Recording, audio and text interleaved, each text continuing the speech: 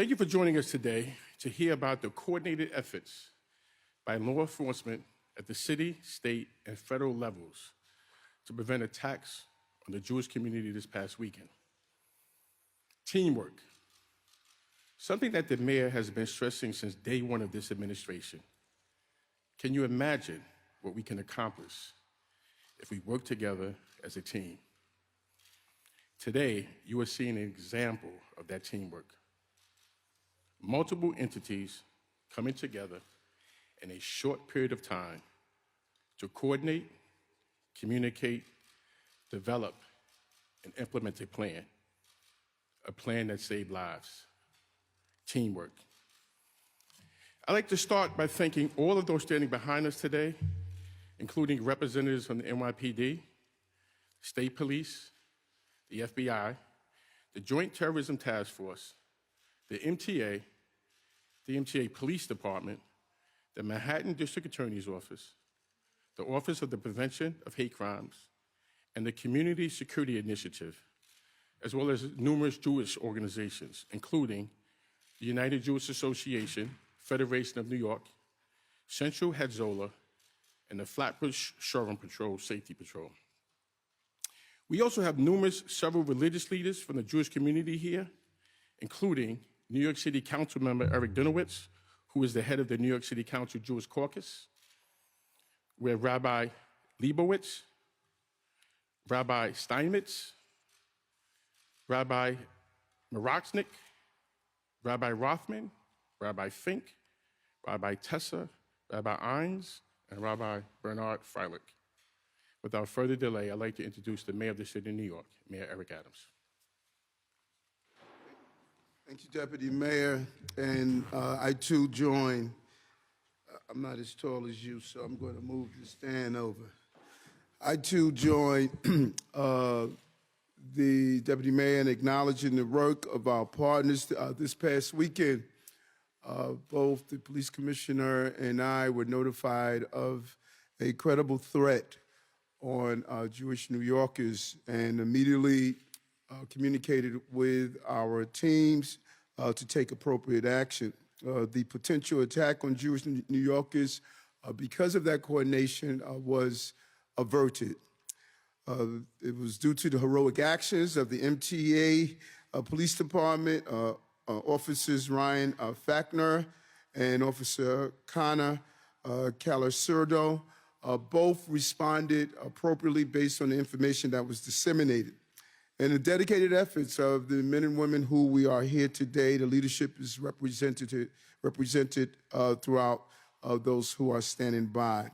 Both officers arrested 2 suspects at Penn Station on Saturday morning after one of the suspects was flagged by making anti-Semitic and threatening posts online, including references to perpetrate an armed attack on a synagogue. Thanks to the exceptional investigative work of the FBI and the NYPD Joint Terrorist Task Force, the NYPD Intelligence Bureau, and the MTA Police Department, the suspects were apprehended before they could act on the alleged plan to murder members of the Jewish community in our city. This was not an idle threat. This was a real threat. After arresting the suspects, law enforcement officers recovered a Glock semi-automatic firearm, a ghost gun with an extended 30-round magazine and laser sights, a large hunting knife, a black ski mask, and a Nazi armband. A Nazi armband in New York City in 2022. Think about that for a moment. Over 77 years ago, after Allied force soldiers liberated Auschwitz and exposed the full extent of the horrors of the Holocaust, hate is on the rise in America, a dark cloud over our nation. It has become normalized by politicians and celebrities, amplified by social media and cable news, and weaponized by the easy availability of guns in this country. This was a ghost gun that adds to the already oversaturations of guns in our city and cities across America. This is a toxic mix with frightening implications for our society.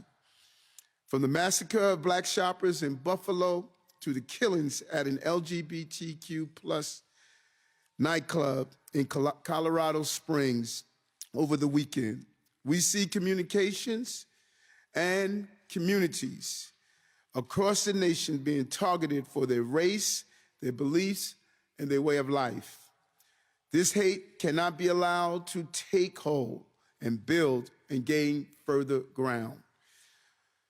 America must defeat the rising threat of domestic terrorism. It is real, it is here, and we must have a formidable approach to it. And we must reject the hate and division that drives it.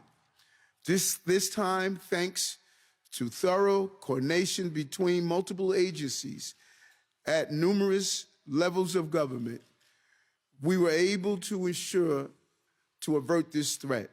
Law enforcement was able to prevent an attack like the shocking stabbings that took place at Rabbi's home in Muncie, New York during Hanukkah in 2019. But it's clear there's others who share anti-Semitic beliefs and hateful ideas. We must and will be vigilant in the weeks leading up to Hanukkah and this holiday season. And the NYPD will do its part. And I want to say thank you to everyone that's here that participated in the coordination over the weekend and the coordination during this holiday season. And I want to salute the leadership of Commissioner Keechant Sewell for a quick action in coordination with the men and women in our police department to avert this threat. There are a lot of critics out there, but I hope today they can and understand what the NYPD does every day for the city of New York. Protecting communities, families, and New Yorkers of very faith from the violence that some want to inflict. Keeping our Jewish communities and other communities safe in the face of rising threats and anti-Semitism. Getting dangerous weapons off our streets and fighting the rise of violent domestic extremism in this country. As the mayor of the largest Jewish community in the United States, it is my sacred duty to protect Jewish New Yorkers and this entire community from anti-Semitism and bigotry. And in my administration, we know this is one of our highest priorities, is to protect all New Yorkers from violence and crime. We will continue to be vigilant and protect the communities involved in general, but specifically the Jewish community, with every resource that's necessary. Because hatred and anti-Semitism would not take foothold in our city. No one should feel threatened walking down the street or traveling on the subway. No one should ever feel threatened walking into their synagogue or place of worship. We're going to fight the rise in anti-Semitism and extremism and continue to support our law enforcement communities. Again, we want to thank all who were involved. Thank you very much. Next, we'll hear from the Commissioner of the City of New York, Commissioner Keechant Sewell. Thank you, Mr. Mayor. Good morning. Thank you all for being here. In addition to our partners, I am pleased to be joined by Deputy Chief John Hart of our Intelligence Bureau, who was a big part of this investigation from the very beginning. The focused collective efforts of the NYPD and our partners were able to uncover, investigate, and most importantly, stop a threat to our Jewish community. This was an urgent, multi-agency operation to address danger that was developing in real time. This is a clear example of public safety being a shared responsibility. It takes all of us working together to effectively safeguard the people we serve. And these partnerships that we are highlighting today are at the heart of that effort. We have to remain vigilant and monitor threats of any kind, symbols of hate written online or posted on social media every day. The job of the NYPD and our colleagues here is to put public safety first and protect the people of this city. We coordinated with our partners. We communicated, organized, and established a plan. And the result was a high level of committed collaboration that averted a threat of targeted violence. It is important that our communities know that we will never tolerate hate or violence in New York City. We will use our resources and partnerships to stop, investigate, arrest, and hold accountable anyone who threatens the safety of the people of this city. Deputy Mayor Banks? Thank you, Commissioner. Now we're going to hear from Mike Driscoll, the Assistant Director of the FBI New York Field Office.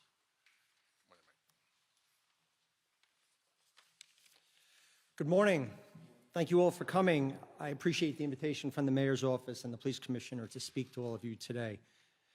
On Friday evening, the FBI and the Joint Terrorism Task Force received information regarding an individual believed to pose a physical threat to an unidentified synagogue. With significant sense of urgency, members of the JTTF set about identifying the individual or individuals involved. As you have heard, we, along with our law enforcement partners, began an investigation of one possible subject, Christopher Brown of Aquabog, New York. And then during that investigation, a second individual, Matthew Maurer of Manhattan, was also identified as an associate. Through close coordination with law enforcement across the region, both Maurer and Brown were located Friday night and taken into custody. At the current time, we have no information to indicate there is any continued threat to the Jewish community or to any community here in New York associated with this case. Both subjects are both facing state charges. No decision has been made yet regarding possible federal charges. That investigation continues. I want to thank the many law enforcement partners for their assistance in this matter and to helping quickly ensure that the safety of our city was preserved. The JTTF and NYPD Intelligence Bureau were in close coordination throughout the investigation, and I'm grateful for NYPD's partnership and collaboration. I also want to highlight the outstanding work by the MTA police in support of this case. Port Authority police likewise were extremely helpful in the safe resolution of this matter. And most importantly, I want to thank the members of the public for the information already shared in this case. If anyone else has information regarding these individuals or any threat to the Jewish community, I would ask that you reach out to the FBI or NYPD as soon as possible. This is still very much an active investigation. The FBI can be reached at 1-800-CALL-FBI. The support of our community partners and private citizens is crucial to preventing violence in instances like this. The old adage of see something, say something remains very, very true and extremely important. So again, thank you all for being here today. Thank you, Assistant Director Driscoll. Next, we're going to hear from the Manhattan District Attorney, Al Bragg. Thank you, Deputy Mayor. Thank you, Mayor, Commissioner, Director, and to all of our law enforcement partners. Local, state, and federal agencies working collaboratively swiftly stopped a horrible threat. The NYPD, the FBI, the task force, the MTA, and members of my office, the Manhattan District Attorney's Office, worked together to intervene, execute search warrants, and ultimately have 2 people arraigned in Manhattan criminal court. While we can't get into the specifics of the matter, as it is an ongoing investigation, and I can't go beyond the court filings, the allegations in the court filings are stark. Possession of a firearm, a high-capacity magazine, an 8-inch long military-style knife, a swastika arm patch, and a Twitter posting about shooting a synagogue. The Manhattan District Attorney's Office will be using the full resources of our counterterrorism program and our expanded hate crimes unit for accountability and justice in this matter. We do not tolerate illegal guns in this city. We do not tolerate hate and anti-Semitism in this city. And we do not tolerate violence in this city.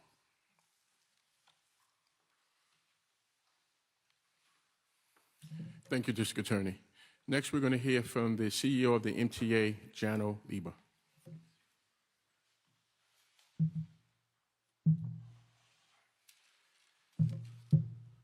Okay. Thank you, Mayor Adams. Thank you, Police Commissioner Sewell, for all you do every day, to keep New Yorkers safe.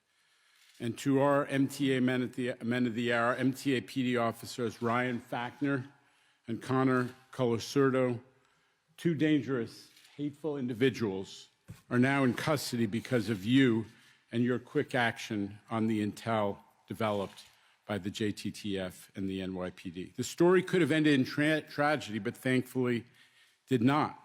Attacks like the one that were planned by these individuals are especially repugnant to New Yorkers who treasure diversity and tolerance as central to our city's history and to our identity right up to today.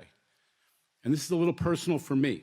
My father came to this country in 1941 as a refugee from Nazism and lost his mother, my grandmother, and other relatives in the Holocaust. So you can imagine my reaction when I heard from City Hall late Friday night that there were people with Nazi swastika armbands using our MTA transit system, which I'm privileged to oversee, using our transit system en route to planned attacks on synagogues.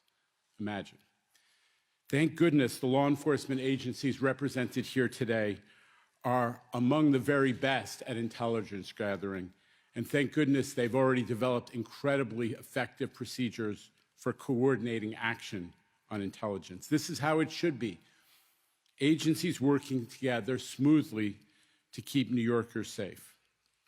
I speak for Governor Hochul as well when I extend thanks to everybody in the law enforcement community who was involved with this, especially, as I said, the MTA PD officers, Fackner and Colasurdo. The governor would have been here today herself, except as everybody knows, she's grounded in Buffalo due to the epic snowfall. I know that there's nothing more important to Governor Hochul and to all of us here than safety. In light of this incident and the attack in Colorado Springs on the LGBTQ nightclub, the governor has directed our state police, who are represented here today, to increase surveillance and protection for communities like the Jewish community that are at risk of hate crimes. That's an action that was already taken.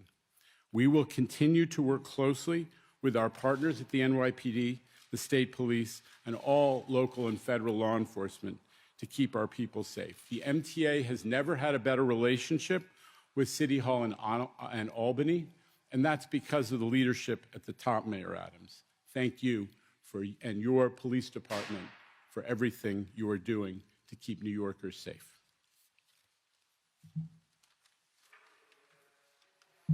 Thank you, CEO Lieber.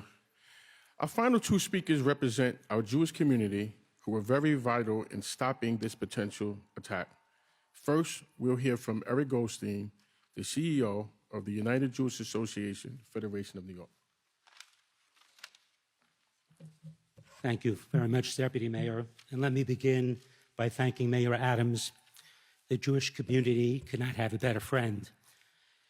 I want to also acknowledge the incredible work of NYPD, the FBI, MTA, and our own community security initiative. Thanks to their collective expertise, commitment, and cooperation, what might have been the next Pittsburgh or Poway synagogue massacre was averted. Specifically, this past Friday, our community security initiative professionals shared a lead with NYPD and FBI New York, and they immediately sprung into action. Within hours, their efforts led to the apprehension of two dangerous, fully armed men preparing for an attack on our Jewish community. New York City is home to 1.6 million Jews, the largest Jewish population of any city in the world. In 2018, in the aftermath of the heinous 2018 attack on the Tree of Life Synagogue in Pittsburgh, we at UJA Federation understood the need to invest in increasing security for the more than 2,000 vibrant Jewish communal institutions in New York.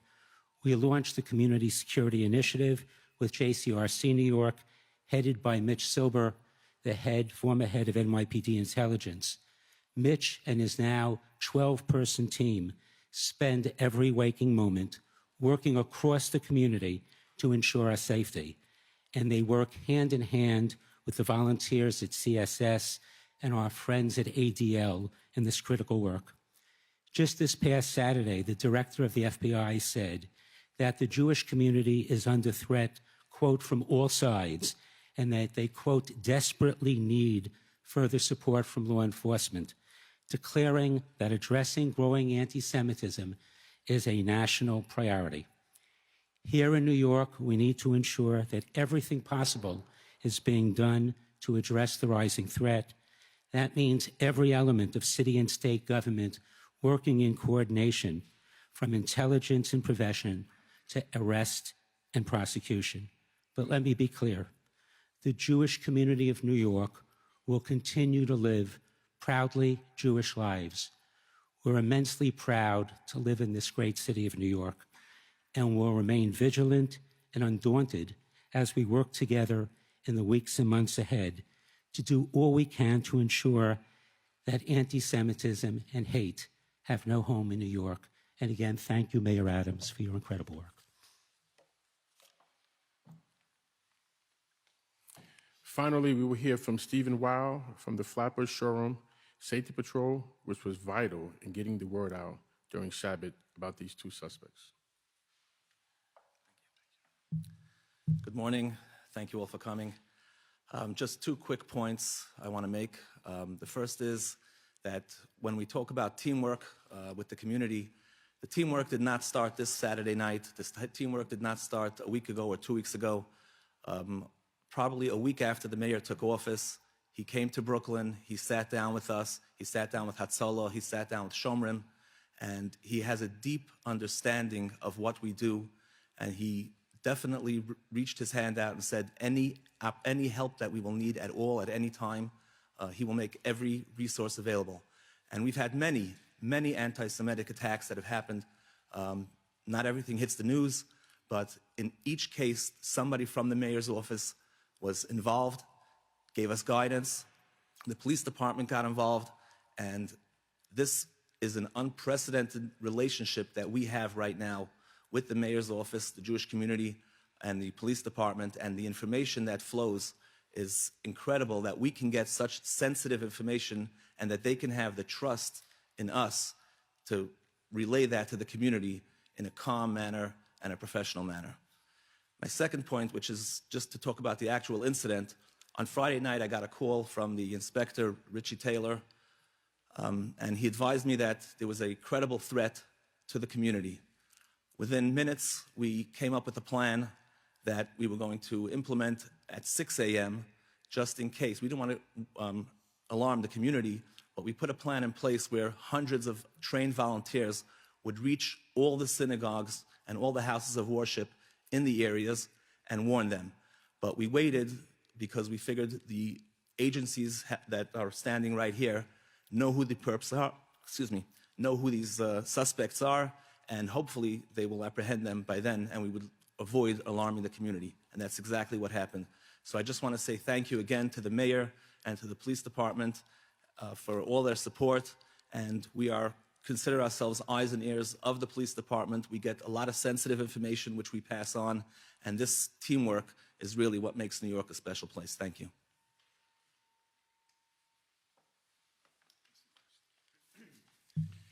Thank you, Steve. Now we'll kick it to Fabian for on-topic Q&A.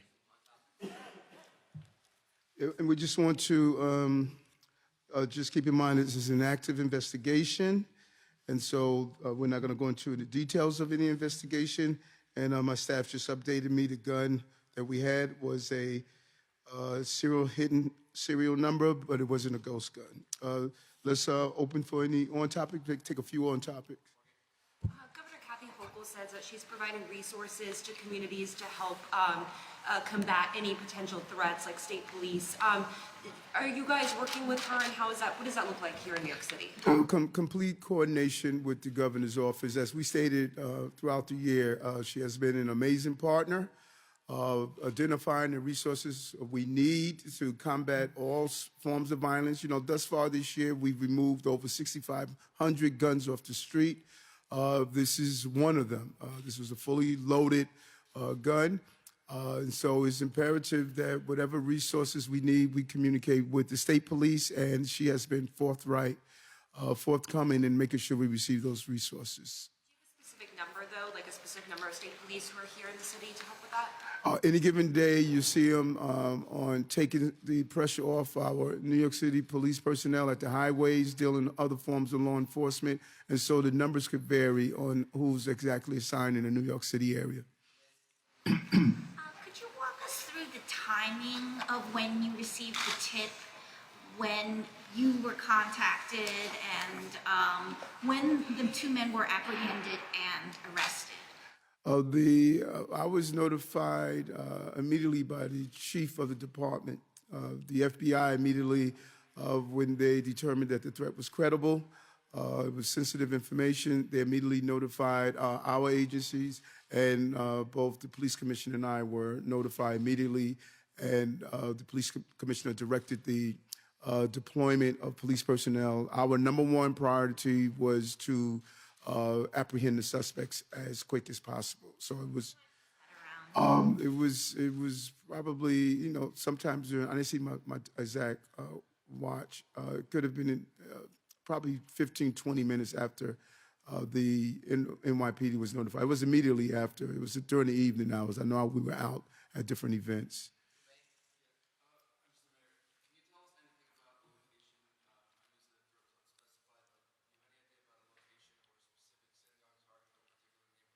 No, not at this time.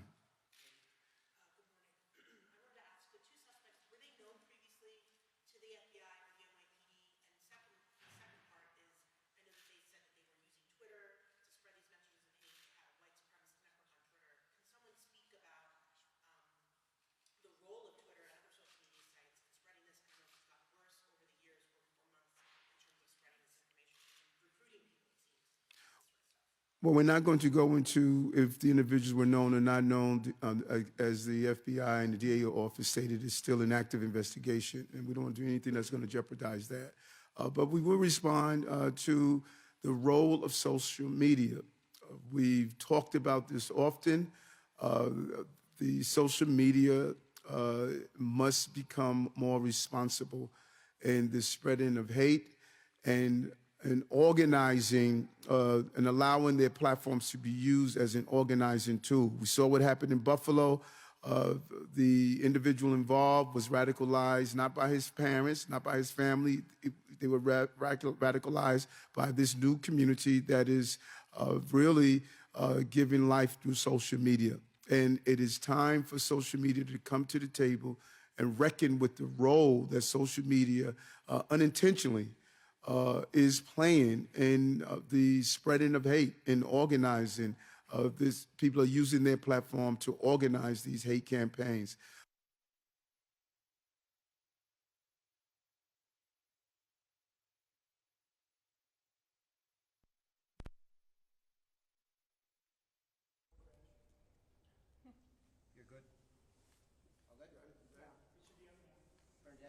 Mr. Mayor, over the last couple of years, New York has consistently led the nation in testimony attacks. What exactly is the NYPD and City Hall doing to either update the NYPD safety plan or perhaps add more people to the hate crimes task force? What are you guys doing to update the moving forward?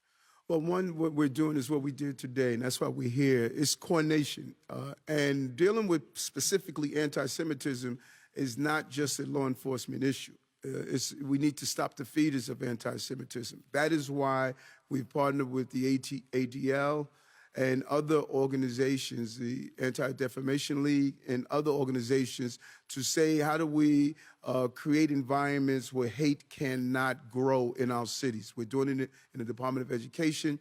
We're doing it in collaborations with some of the organizations that are mentioned here, with partnership, the Board of Rabbis, Rabbi Potasnik, and others. We know we have to stop the feeder of hate in our cities, in all the different groups in the city. And then we must have a real law enforcement response. The commission immediately put new leadership over at the hate crime unit because we wanted to be clear that if there are those who are using hate to target people in the city, we want those cases investigated, we want the people apprehended, and we want to make sure that they're prosecuted to the full extent of the law. It would appear, Mayor, that this was a very close call in the Jewish community here in New York. Can you characterize that for us? We cannot take these cases lightly. Who would have thought what happened in Buffalo? An individual will take a weapon and walk into a supermarket. These are real threats. And we did not, I want to really take my hat off to the FBI. They did not take any chances here. They immediately notified the agencies in the city and allowed us to kick in gear the communication network that we've already had in place that included some of the local security patrol, because we know during Jewish religious observance, it is difficult to get communications out. And so to have the local security patrols able to put a plan in place to immediately notify before synagogues open, that was a huge undertaking and something we can't miss. But to have a person armed have the means, the hate, and the desire to carry out a crime of this magnitude is serious. We averted that step. Follow up also with Mr. Weaver. Can you just give us a little more detail about the arrest in Penn Station, how that went down? The bottom line is that we were notified by the police department and by City Hall that this was underway, that this intelligence had been identified, and we put it out through what they call a BOLO, be on the lookout, with a specific description of the suspects, notified based on the intel from the JTTF and the NYPD, notified our staff in Penn Station that they might be using the MTA transit system, especially the Long Island Railroad, and officers were deployed and ultimately acted on the description that had been provided through that BOLO, the be on the lookout information that came from NYPD and the JTTF.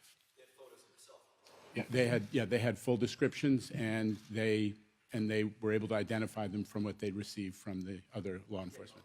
Mr. Mayor, you mentioned negative rhetoric by celebrities. In the past 2 days, we've seen... Hold on. Did you call in? Okay. You mentioned negative rhetoric by celebrities. In the past 2 days, we've seen Kyrie return to the Nets. We've heard about Kanye being allowed to return to Twitter. Do you think either of these celebrities should have been allowed to return to their respective platforms? I don't own these platforms, and I don't want to specify particular cases because it's broader than a specific case. Social media, intentionally or unintentionally, social media has become a platform that is assistant with the organizing and the growth of hate in our country and on the globe, and they need to become more responsible. For either of them to have returned to Twitter? No, I didn't say that either. I said I was not going to do a specific case. I'm talking about social media because social media is being used as a tool to spread hate. The young man in the Buffalo, he was not an athlete. He was not an entertainer. He had access to a gun, and he took the lives of innocent people in the supermarket. And so I think we need to focus on the larger issue, and that's social media. Thanks, David. On social media, given what you just said, do you think it was a good decision that Twitter made to reinstate Trump? I don't know, Mike, are you at the same press conference? That was the question he asked. I think I don't control neither of those platforms. They must reckon with the fact that their platforms are being used to spread hate and violence. Now, it has left the point of just spreading hate. It has now been used as a tool to spread violence, and they need to reckon with that. You mentioned that leading up to Hanukkah, more will be done to secure places of religion and worship. What specifically? Will we see increased presence, or what else did happen to protect those institutions? Well, there's a combination of things we do around the Hanukkah season normally and around the holiday season, from securing safety of our parades to securing our houses of worship. But when you have an increasing attacks, what we saw in Colorado with the LGBTQ community, and what you're seeing with threats like this, we're always concerned about copycats. And so there would be an increased presence, and the police commissioner would put out some clear directives through the chief of department on how we're going to secure our synagogues and other houses of worship. Hi, Mr. Mayor. I'm wondering if you may confirm or report that Matthew Maher is Jewish and the grandson of a Holocaust survivor. No, that's part of the investigation, and I'm sure the DA's office and others will determine how that plays into this whole encounter. Okay? Officers who were there who made the arrest? They're here. Yeah, where's the officers? Come on down. Thank you, officers. I hear you. I got you.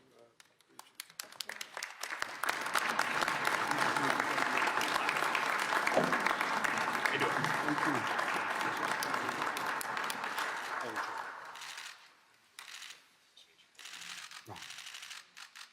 Can you just tell us what happened? We were just on patrol at Penn Station, like everybody was just repeating up here. It was a joint task force. They put out the bolo for the individual, Chris Brown, and they said he might have been traveling to the subway to Penn Station to take the Long Island Railroad. We were up at 34th and 7th, 34th Street and 7th Avenue, when we saw him actually walk in with his friend. They both walked in through the entrance. We followed him down the escalator, stopped him, and made the arrest. Did they fight back at all? No, they were completely compliant. Mine? Ryan Fackner. Ryan Fackner. All right. Thank you, guys.